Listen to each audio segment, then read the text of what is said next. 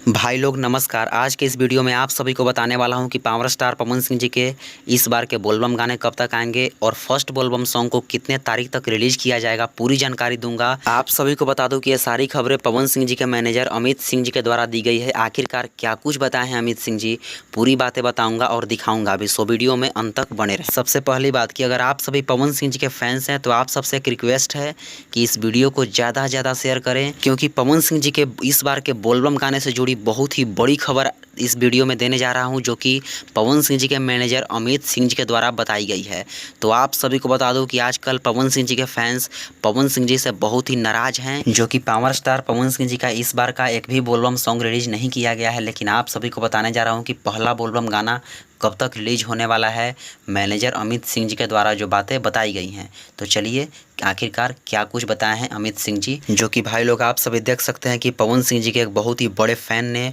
उनके मैनेजर अमित सिंह के पास व्हाट्सएप पे एक मैसेज किया कि पवन भैया, अगर आप गीत गाना नहीं चाहते हैं तो एक लाइन में कह दीजिए, हम लोग इंतज़ार नहीं करेंगे और आपका पुराना गाना सुन के अपना जीवन काट लेंगे भैया, लेकिन हम लोग के भावनाएं से मत खेलिए। तो ये पवन सिंह जी के फ़ैन के द्वारा उनके मैनेजर अमित सिंह के पास ये मैसेज किया गया। तो आप सभी देख सकते हैं कि मैनेजर अमित सिंह जी के द्वारा क्या रिप्लाई दिया गया है कि 4 से 5 दिन में सॉन्ग आएगा भाई, सावन गीत।